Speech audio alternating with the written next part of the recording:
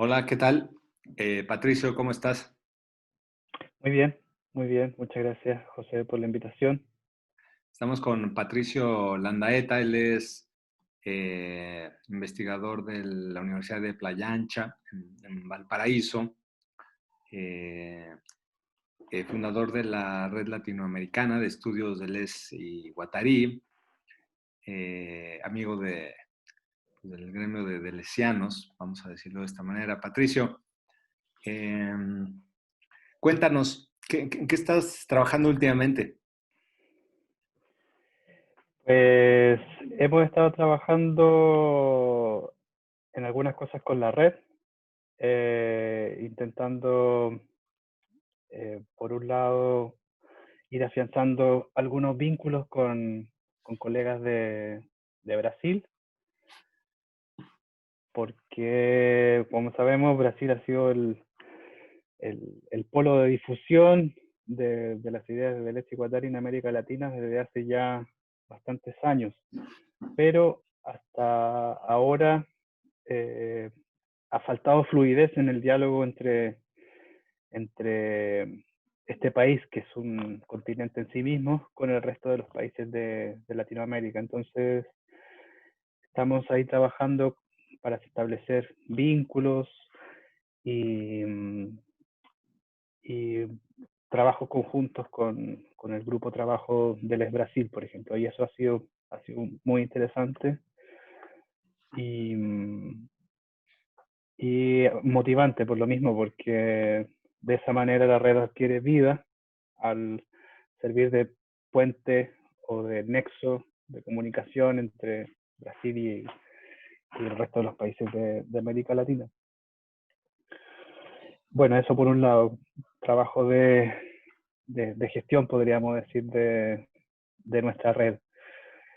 Y en el trabajo de investigación vengo cerrando un proyecto sobre literatura social chilena de la primera mitad del siglo XX, que he analizado a partir de la categoría de clínica, podríamos decir, y de los conceptos de crítica y clínica, y de esta noción tan rica que es la noción de agenciamiento. Es interesante el trabajo sobre esta literatura particularmente porque es en buena cuenta una fuente para conocer la historia de Chile, o bien para figurarse una especie de contramemoria de lo que es la historia en Chile, hacia el centenario de la República. Entonces, en la literatura podemos encontrar distintos eh, ejemplos o trabajos que vienen a oponerse críticamente al discurso del progreso, de la identidad nacional, de la cultura popular, como este gran decorado del espíritu del pueblo. Entonces, eh, esta literatura que en principio fue despreciada por su falta de calidad, o incluso también porque era llevada a cabo por autodidactas y no sé, por gentes que no formaban parte de la élite cultural.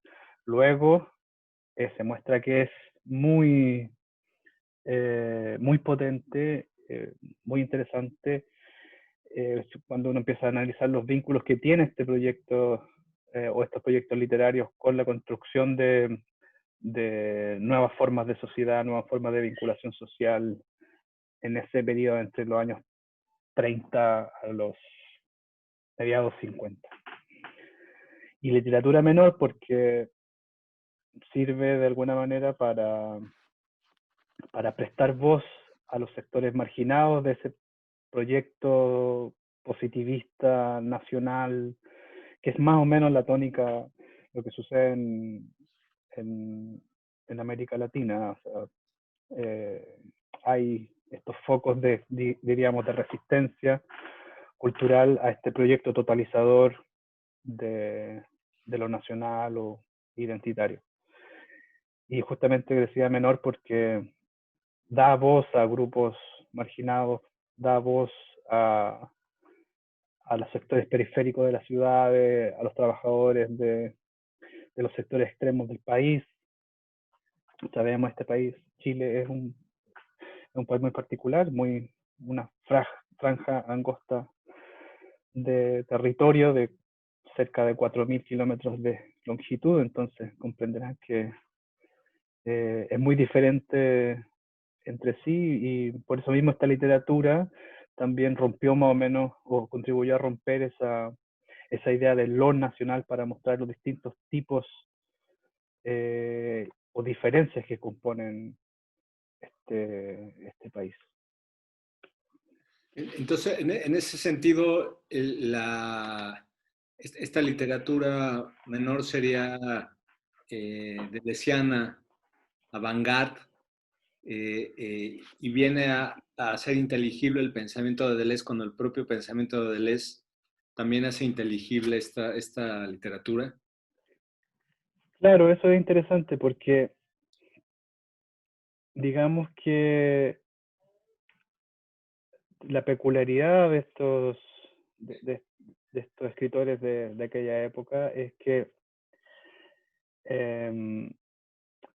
hacen algo así como un relevo del pensamiento de vanguardia, o están entre la vanguardia y el pensamiento, o diríamos, entre la vanguardia y la literatura realista o el realismo naturalista. Y es interesante que se plantean como, al ser autodidactas, no tienen fidelidad por una escuela u otra, sino que toman lo que está de alguna manera en el aire, en la revista, en las discusiones, y lo reensamblan de acuerdo a sus necesidades. Entonces, claro, hay un relevo de la literatura realista, naturalista, que buscaba describir lo social, que buscaba adentrarse en el problema de la marginalidad o de la miseria, pero esta vez desde los sectores marginales. El realismo todavía era muy jerárquico, el naturalismo era muy jerárquico, era una especie de cuadro pintado a distancia. En cambio, estos autores buscan nuevos canales de expresión y en esa medida se vinculan con la vanguardia, pero todavía desde una posición realista, digámoslo así, para, por una parte, críticamente criticar las instituciones y cómo el Estado funciona a partir de exclusiones, pero por otra parte, clínicamente, mostrando que los sectores populares son creadores de nuevas posibilidades de existencia, son creadores de tejido social, y ahí se vinculan estos dos polos deleuzianos de la crítica y la clínica, que son inseparables, por cierto. Entonces, se ve en este tipo de literatura una jovialidad y una liviandad pese a las condiciones de miseria. Hay una creencia en este mundo, como diría Deleuze, y un intento de... No es un devenir utópico, ¿no? O sea, no es la creación de un nuevo país o de una nueva nacionalidad, sino una creación aquí y ahora de nuevas formas inmanentes de existencia, digamos. Patricio, ¿podremos pensar que es extrapolar este planteamiento, digamos, no solo al interior de Chile, sino de América Latina en relación a Europa? Pensar la literatura en México, en Colombia, en Chile. Claro, sí, claro, claro. De hecho,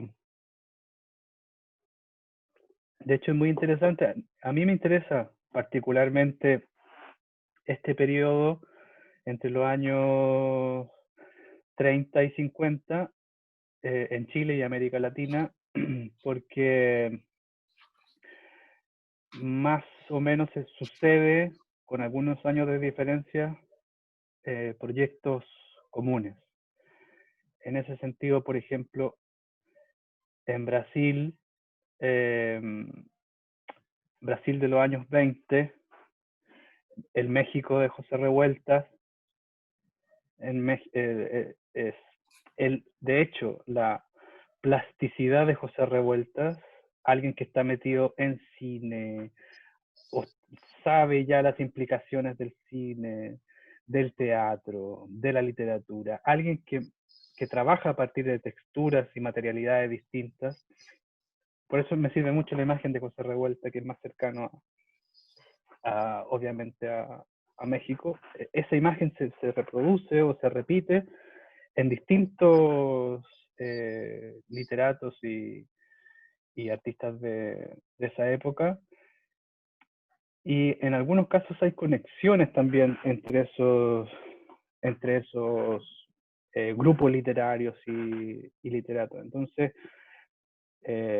hay, digamos que, algunos proyectos culturales transnacionales, podríamos decir, o que están trabajando por iluminar una cierta zona de opacidad que creó el proyecto ilustrado o el proyecto positivista que instalan las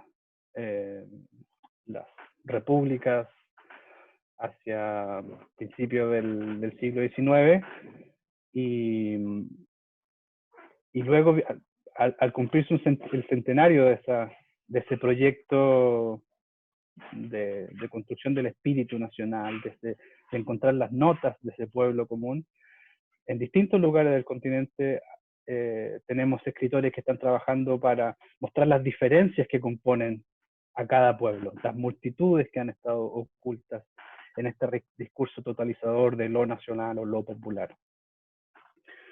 Y me es de hecho, muy grata la figura de José Revueltas, porque acá también tenemos autores que supieron de alguna forma equilibrarse o hacer un vínculo entre distintas materialidades, como son el cine, el teatro y la narrativa. Por ejemplo, en Chile, ¿cuál sería el equivalente? En Chile tenemos, y de hecho, es un autor que no es tan reconocido como sí lo fue José Revuelta en México. En Chile su nombre es Nicomedes Guzmán, todavía un autor por descubrir. Se conoce su obra, pero no ha sido trabajada como correspondería a un autor de su talla. Él es muy interesante porque, al igual que Revueltas y otros en Latinoamérica, no solo se destacó como escritor, sino además como digamos, líder de este proyecto cultural de aquellos años, y trabajó editando revistas, libros colectivos, haciendo de vínculo entre autores consagrados y autores nobles. Él mismo fue un autodidacta. De hecho, es interesante que su primera novela la escribe cuando tiene 26 años, pero él había trabajado o había tenido que trabajar para ganarse la vida desde los 13 años. Entonces, él a los 13 años deja la educación formal y se dedica a trabajar en distintas cosas, y luego termina su educación y termina por lanzar su novela cuando tenía 26 años, que fue muy rupturista. Su título es Los hombres oscuros. Y claro, el trabajo que realizó fue mucho más allá de la literatura, y de hecho podría decir que él pospuso su obra con el fin de establecer vínculos y trabajando por esta figura de gestor cultural, de movilizador de afectos y vínculos colectivos. Pienso en la noción de la escena de Dame un contrapeso. segundo, dame un segundo.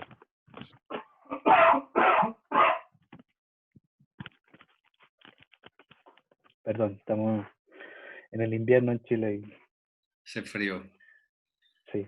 Pienso en la noción de la escena de contrapensamiento como tarea pues bueno, supongo no solo de la filosofía, ¿no? En tanto, pues una línea de pensamiento que llama al pueblo que falta. ¿Utilizas esa caracterización para el análisis de la literatura menor latinoamericana? Sí, sí, de hecho, eso aparece como una clave de lectura interesante, la idea del pueblo que falta, porque precisamente el pueblo es aquello que había sido representado por el naturalismo, pero siempre como algo unitario, siempre como algo, una especie de totalización. Y de hecho es importante que una de las primeras tareas del educador o del literato, decía uno de los próceres de la cultura chilena, Lastarria, decía una de las tareas del arte y de la literatura sería forjar un origen común para este pueblo. Y claro, los autores de los años 30, como Nicolás de Guzmán, están preocupados por mostrar que precisamente allí donde ha sido retratado el pueblo, donde ha sido representado el pueblo no está. Entonces, la tarea a la que se dieron estos literatos precisamente fue mostrar que el pueblo falta, mostrar que el pueblo es todavía una deuda pendiente no solo de la literatura y del arte, sino del propio país. Y creo que es pertinente o muy precisa la idea de contrapensamiento, porque en aquella época se pensó y se hizo política y se hizo, diríamos también, antropología y otros a través de la literatura. La filosofía todavía no, de hecho recién está formándose la institución filosófica por aquellos años o un poco después. Entonces, es la literatura la que recibe las ideas políticas, filosóficas, y sobre todo es a través de la literatura que comienza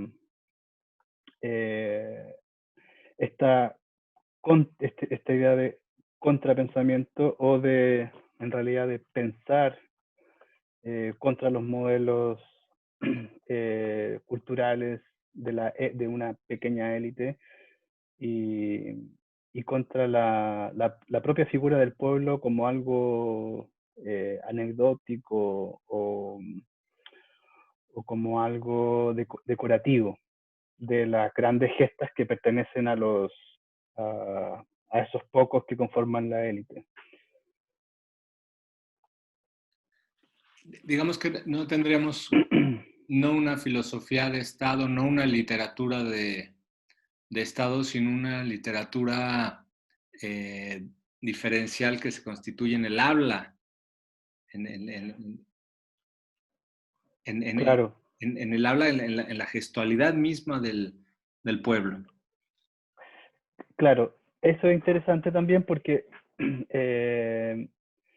el tema diríamos, de trabajar sobre las desterritorializaciones del lenguaje fue prioritario para las generaciones de estos años y lo interesante es que el criollismo o el naturalismo, claro, había utilizado de alguna manera las maneras de hablar locales y, y se había servido como de del uso de este tipo de localismos, pero solamente con fines pintorescos, o solamente como una representación externa, diríamos. En cambio, en este caso, en esta literatura menor,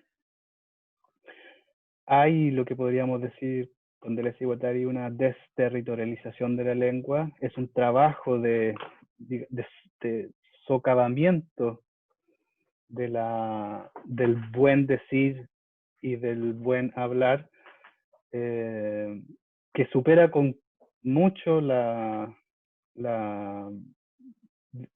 los, digamos, la cuestión fonética o la cuestión del habla como localidad.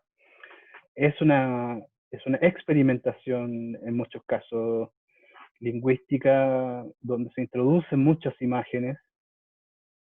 Son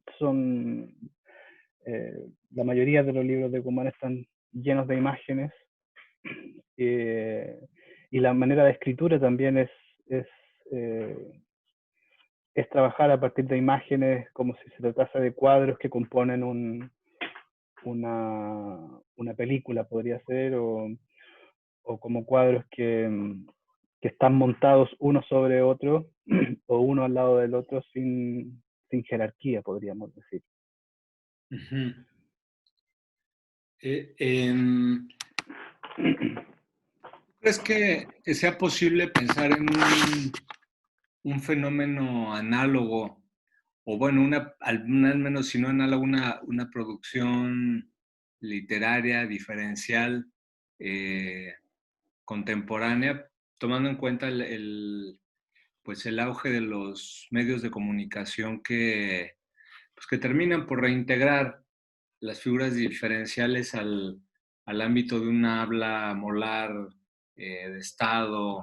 eh, en la actualidad, sí, podremos pensar en una literatura, si es que todavía podemos pensar en literatura, con la emergencia de Sí, lo audiovisual, etcétera, etcétera, una literatura sí. menor, latinoamericana o chilena.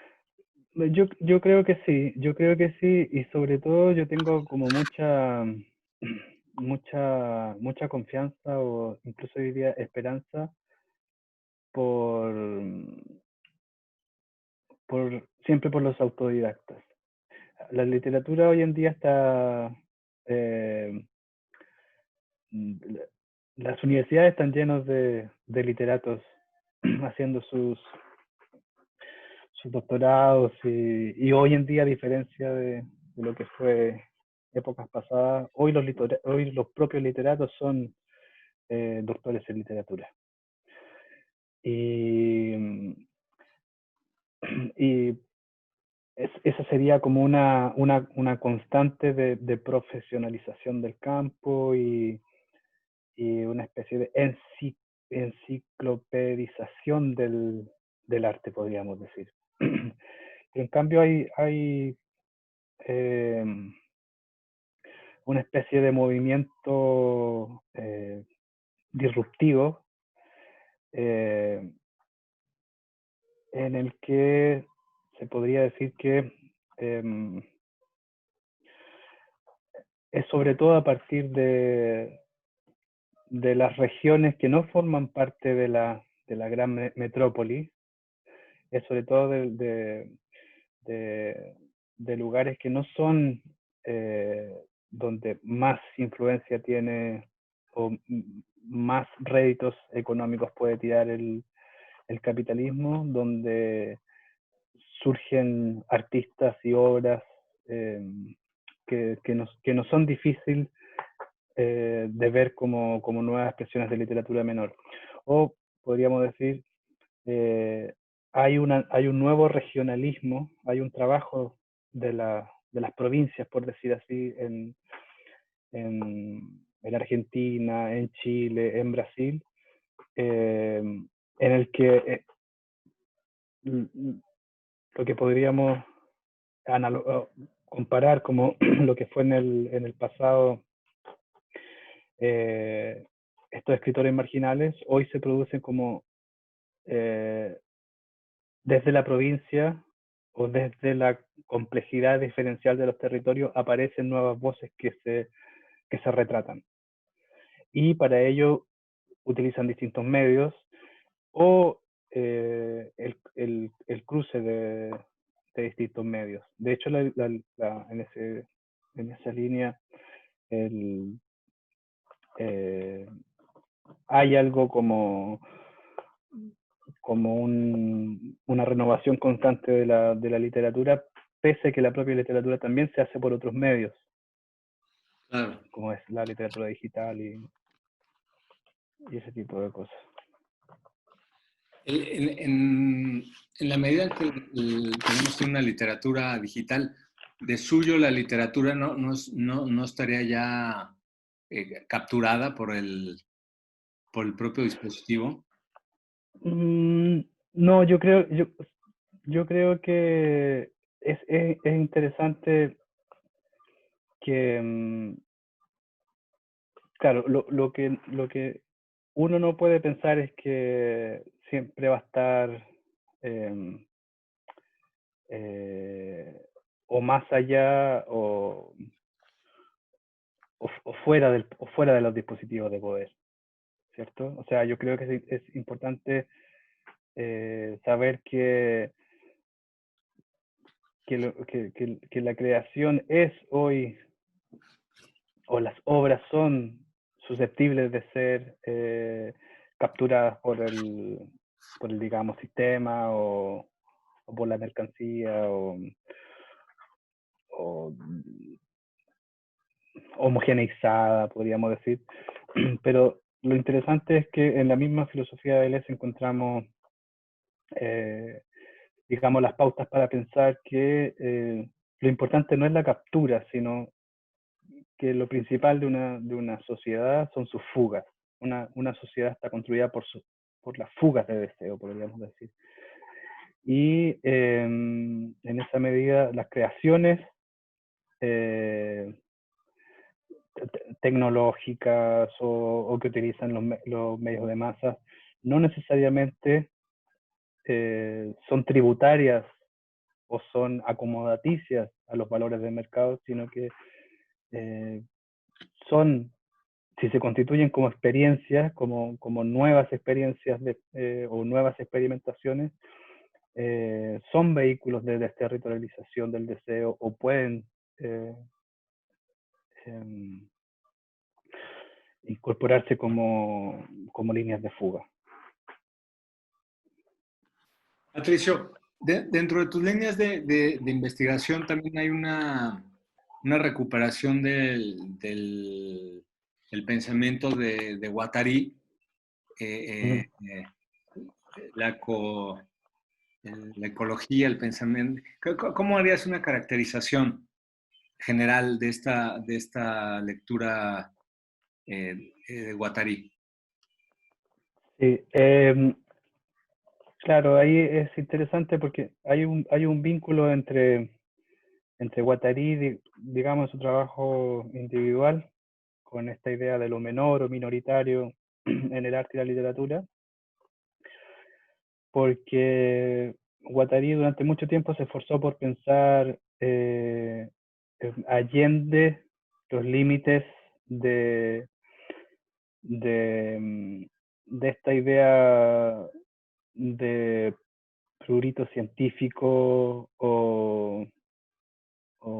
y sobre todo diríamos contra la idea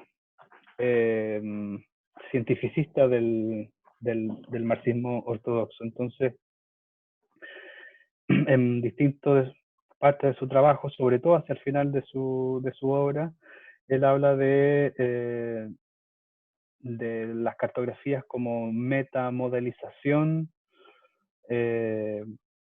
o también habla de la necesidad de inventar o crear un nuevo paradigma estético, pero donde estético no tiene que ver tanto con el arte cuanto con la creatividad social. Y eso es interesante porque La cartografía que propone Guattari en ese sentido dice relación con mapear las fracturas o fugas que no trabajan o que no postulan un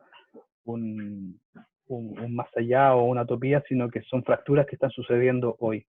Y son fracturas que suceden en medio, podríamos decir, de la creciente servidumbre maquínica, la llama él, o en esta creciente automatización que venía gestándose desde los años 90. Guattari fue muy eh, eh, adelantado a su época, podríamos decir, porque estaba pensando para él eran los medios de masa, fundamentalmente, hacían prever que, que funcionaban no tanto como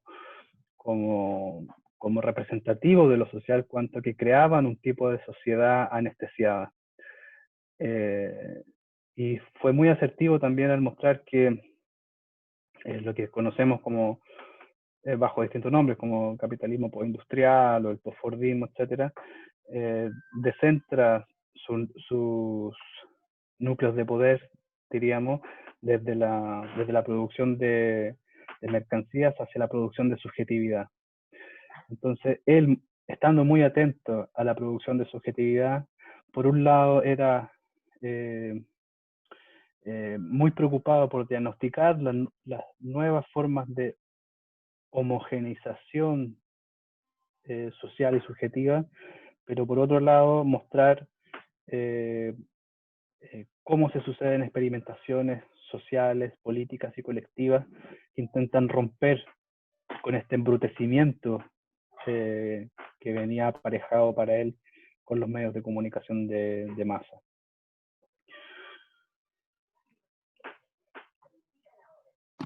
Entonces, bueno, la pregunta obligada es, tú estás haciendo un cruce entre estos planteamientos relativos a la ecosofía de Guattari y el análisis de la literatura latinoamericana.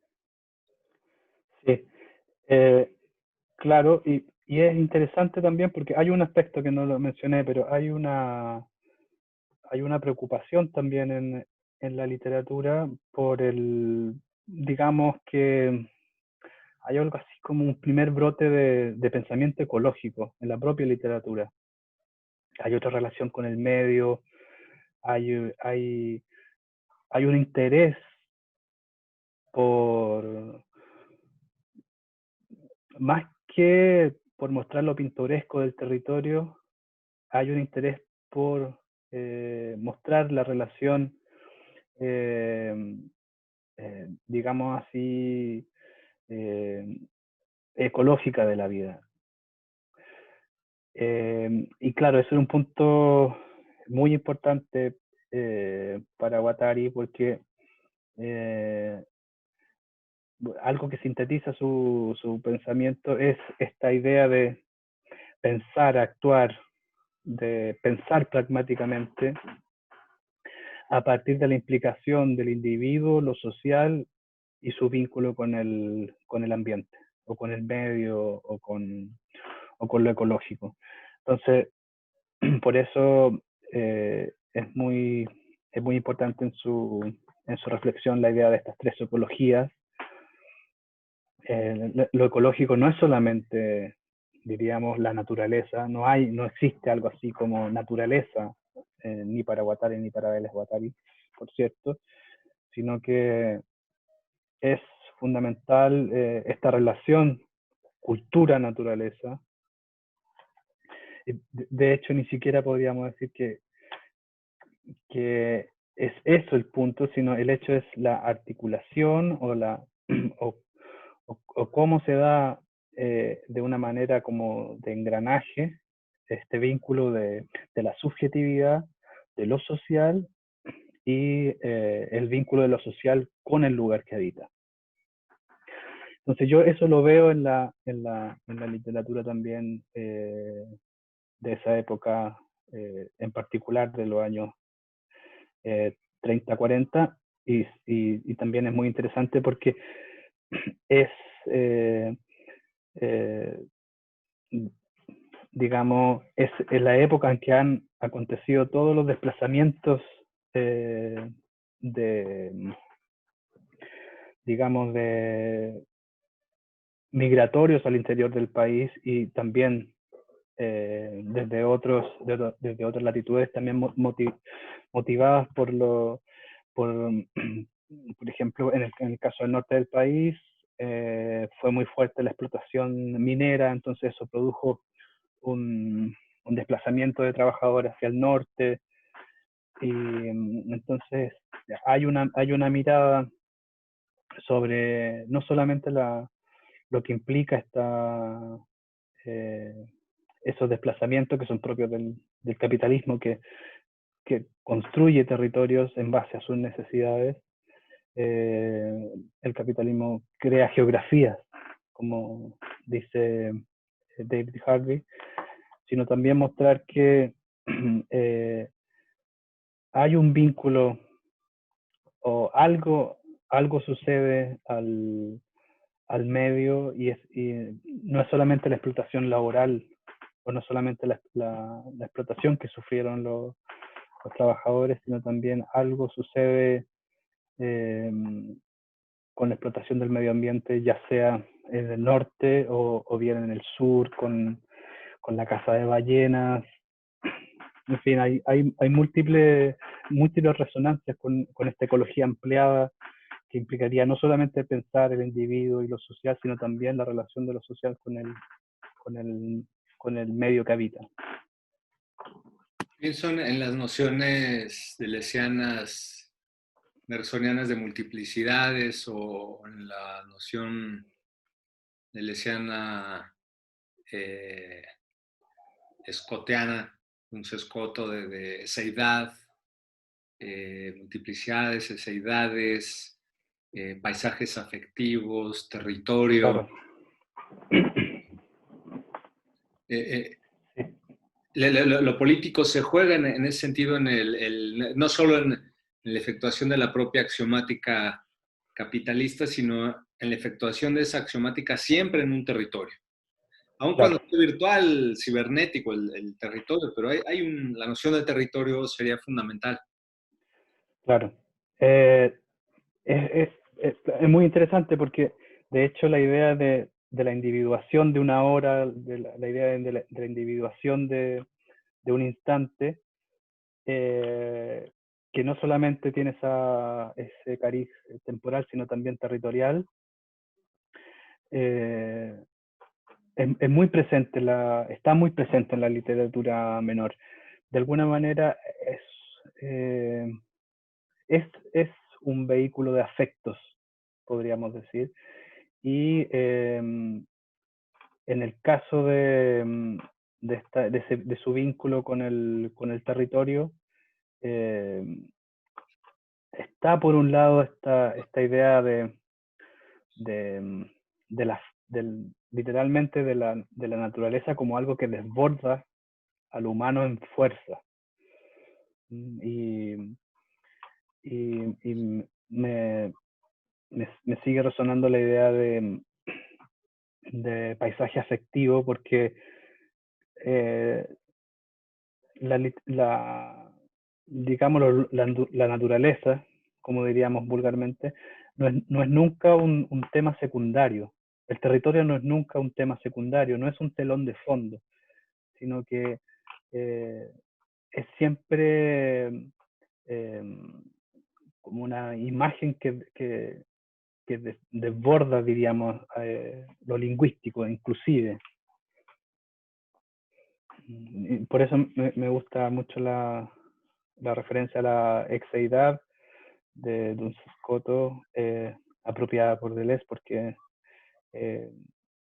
digamos que eh, esta literatura es muy prolífica en mostrar esos encuentros y cómo se coproduce el hombre y su medio, o los sujetos y su hábitat. No, súper interesante, Patricio. Ya estoy viendo bosques, selvas, pero también bosques, Claro, selvas intervenidas por la axiomática, pues por el capitalismo en sus versiones coloniales. Y bueno, supongo que estos paisajes afectivos, estas aceidades, encuentran un suelo o un punto de gravedad en la experiencia del cuerpo, ¿no? claro, claro. Eh, es desde el cuerpo diríamos casi como una especie de declaración de principio desde el cuerpo de su precariedad, podríamos decir, del cuerpo de, desde su capacidad de ser eh, no algo separado del medio, sino que es una especie de, de membrana que deja pasar fuerzas y, y afectos. Hay autores muy relevantes de aquella época como eh, Coloane, que es un escritor que sobre todo retrata la existencia bajo la inclemencia de la geografía y del clima en el sur del país. Eh, y hay otros también, de hecho, eh, pienso en Andrés Sabela, que retrata el norte, la pampa, el desierto, y, y otros que también se concentran en la vida urbana, en cómo la vida urbana impone un ritmo, eh, el, y el trabajo también es otra manera de imponer un ritmo al cuerpo y de precarizar los cuerpos de alguna manera. Eh, y en cualquiera sea de estos fenómenos, el cuerpo tiene un lugar fundamental. El cuerpo, en el caso de, de estos trabajadores que sobreviven a las inclemencias de las zonas extremas, eh, hay una especie siempre hay una especie de trabajo para pensar sobre todo el extractivismo. Es un problema de esta escritora ya el extractivismo. Eh, y para pensar de otra manera el vínculo del cuerpo de la tierra con el cuerpo de los individuos, diríamos, que forman un gran individuo, podríamos decir. Y en el caso de los escritores que se concentran sobre todo en retratar la vida de la urbe, eh, son muy precisos en trabajar sobre la precariedad de los cuerpos marginales, de cómo están expuestos a, eh, no solamente a, la, a la vida precaria de sus hogares construidos eh, con materiales de desecho o en estos conventillos que eran casas que ocupaban distintas familias, sino también el trabajo de digamos, por un lado, eh, la vida del, del bajo pueblo, que por un lado está sometido al trabajo, pero también a los vicios, a, en una especie de abandono de las instituciones.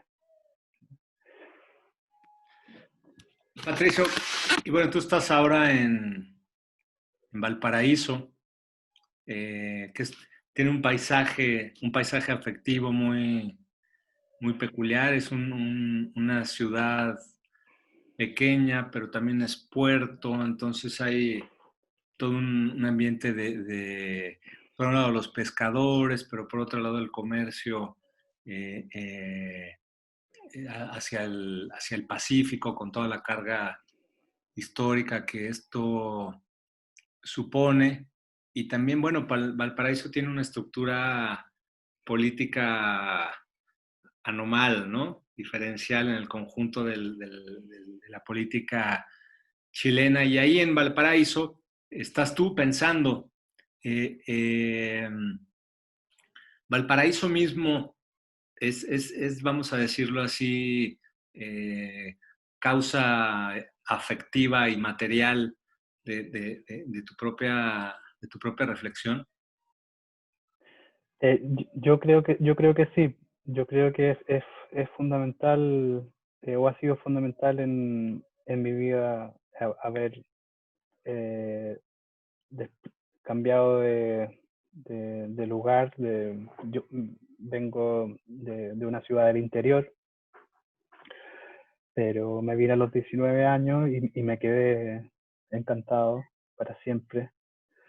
Eh, digamos que Valparaíso, y yo me atrevería a extender esa idea a otros puertos, que son lugares de contagio, son lugares de, aunque sean pequeños, son lugares de multitudes, son lugares de encuentro, de costumbres y de creación de algo nuevo, no es solo el encuentro de distintas culturas, sino de la creación de, de nuevos paisajes afectivos, de nuevas formas de vida. Y además, Valparaíso tiene esta constitución escenográfica que mira hacia el Pacífico y, y siempre es un flujo constante de ideas, de costumbres, de visitantes. También es un lugar que está sometido a los poderes, obviamente, de la axiomática capitalista. De hecho, surge Valparaíso como un polo de desarrollo eh, hacia mediados del siglo XIX por su lugar estratégico en el Pacífico, y decae su lugar de importancia cuando se crea el Canal de Panamá. Entonces, Valparaíso existe en el mapa del capitalismo como un puerto de importancia. Y, y el siglo XX fue, en cierta medida, la historia de esta depresión eh, que sufre el puerto eh, al, al ya no ser este lugar estratégico en el que debían pasar todos los barcos que venían hacia América Latina. Entonces, eh, en, fue precisamente en la crisis del, del lugar de, de relevancia es donde emerge la mayoría de los proyectos literarios. Aquí hubo mucha vanguardia en los años 20, muchos grupos de vanguardia, y, y siempre estuvo como asociado el puerto a un enclave contracultural o contrahegemónico frente a Santiago, que es la capital y que está muy cerca, está apenas 100 kilómetros. Valparaíso fue siempre este polo contracultural, contrahegemónico, en el que se pervertían las ideas del canon, de lo, de lo molar, diríamos, de este proyecto de lo nacional que se enraiza en Santiago. Patricio, el tiempo se nos vino encima. Fue un gusto conversar contigo y bueno, pues próximamente espero que podamos tener otro encuentro como este. Muchas gracias, José, por la invitación. Fue una charla muy amena y claro, esperamos que se repita. Gracias. Gracias a ti.